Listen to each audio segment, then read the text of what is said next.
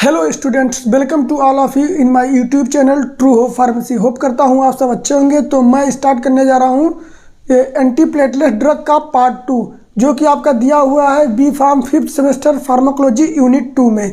तो anti platelet drug के part 1 में हम लोगों ने इंट्रोडक्शन देख लिया था, उसका पाथवे देख लिया था, प्लेटलेट्स एग्रीगेशन का कि बॉडी में प्लेटलेट्स का एक्यूमुलेशन या वो इकट्ठा कैसे होता है, और उसका हम classification of anti platelet drug इतना देख चुके हैं।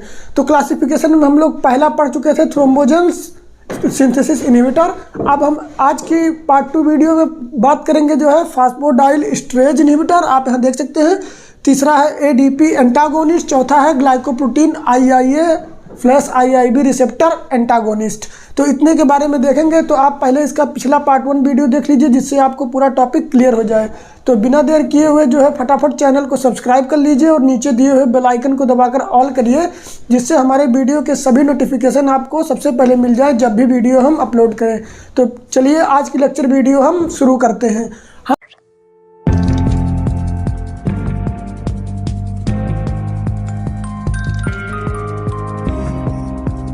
हम बात करेंगे एंटी प्लेटलेट एजेंट्स में के ड्रग के क्लासिफिकेशन में दूसरा जो था फास्फोडाइल एस्ट्रेज इनहिबिटर। तो आप ये जानिए कि फास्फोडाइल एस्ट्रेज क्या होता है। एक ऐसा एंजाइम जो क्या करता है कि साइक्लिक एडेनोसिन मोनोफॉस्फेट को बढ़ाता है, और उसके फॉर्मेशन को बढ़ा के ये क्या करता है, वैसो कॉन्स्ट्रिक्शन करता है। वैसो कॉन्स्ट्रिक्शन ब्लड वेसल्स को कॉन्स्ट्रिक्ट करता है। तो क्या होगा, अब हम एंटीप्लेटलेट ड्रग क्यों देते हैं। मैंने पार्ट 1 वीडियो में बताया था कि जिसमें कोरोनरी आर्टरी डिजीज हो, एरेथ्रोस्क्लेरोसिस हो, जिसके नस में क्या हो, फैटी एसिड जम जाए या प्लेटलेट का एग्रीगेशन हो जाए या ब्लड क्लॉट बन जाए, तो हम उसको रोकने के लिए, प्लेटलेट के फॉर्मेशन को रोकने के लिए हम ये ड्रग देते हैं। तो फास्फोडाइल एस्ट्रेज एंजाइम को रोक कर हम लोग क्या कर सकते हैं, वैसोडाइलेशन कर सकते हैं, क्योंकि ये वैसोडाइलेटर है। तो वैसोडाइलेटर है तो हम इस एंजाइम को रोक रहे हैं, तो वो वैसो कॉन्स्ट्रिक्शन करेगा। तो क्या है, एक तरह से काम में हमारे आएगा एंटीप्लेटलेट की तरह। तो इसमें जो ड्रग है डाइपाइरिडामोल, अब देखिए कैसे काम करता है। Coronary vasodilator and weak antiplatelet effect. ये क्या करता है, कोरोनरी जो भी ब्लड वेसल्स होते हैं उनको डायलेट करता है। और इसके अब हम बात करते हैं mechanism of action, mode of action इसका क्या है। तो देखिए क्या है, increase the effect of prostacyclin. Prostacyclin के इफेक्ट को इंक्रीज करेगा, जिससे क्या होगा, प्लेटलेट एग्रीगेशन को रोकेगा।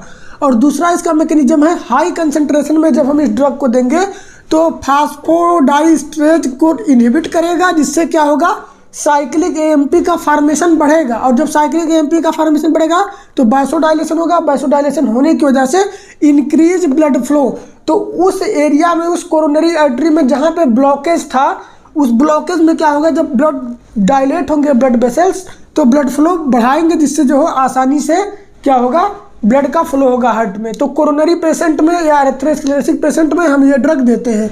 अब इसका यूज क्या है, इसको हम एस्पिरिन और वारफेरिन के कॉम्बिनेशन में देते हैं। कैसे पेशेंट को, patient with prosthetic heart valve, जिनके हार्ट के वाल्व में कुछ कमी होती है, जिनके हार्ट वाल्व में कुछ खराबी होती है, प्रोस्थेटिक होता है, तो उसमें हम इसको जो है ड्रग को देते हैं, डाइपाइरिडामोल को। तो ये था phosphodiesterase inhibitor as a antiplatelet drug. अब हम दूसरा इसमें बात करते हैं एडीपी एंटागोनिस्ट।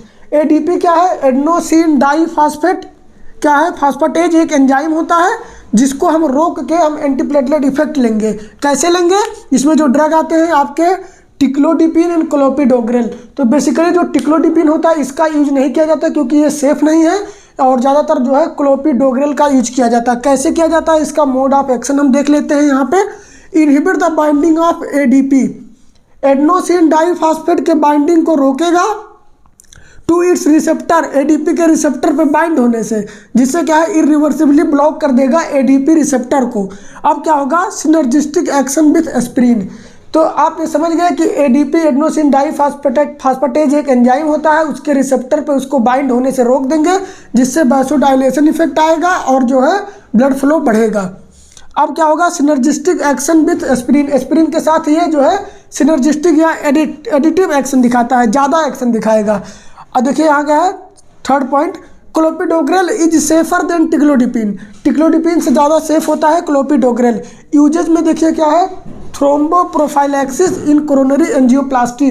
ऐसे पेशेंट जिसकी कोरोनरी एंजियोप्लास्टी होती है, उनके हार्ट वाल्व में अगर कोई जो है दिक्कत आ जाती है, कुछ खराबी हो जाती है, तो उनकी एंजियोप्लास्टी की जाती है। एक रिंग की तरह जो है एक संरचना का, एक स्ट्रक्चर का एक रिंग होता है, उसको उसमें इंसर्ट किया जाता है कोरोनरी आर्टरी में, जिसको हम कोरोनरी एंजियोप्लास्टी कहते हैं। तो जिस पेशेंट की कोरोनरी एंजियोप्लास्टी हुई रहती है उसको क्लोपिडेग्रेल लगातार दिया जाता है, जिससे कि हार्ट में कोई ब्लॉकेज ना हो। एडवर्स इफेक्ट में देख सकते हैं आपकी डायरिया है, वोमिटिंग है, हेडेक है, ब्लीडिंग भी हो सकता है। ये हो गए इसके एडवर्स इफेक्ट।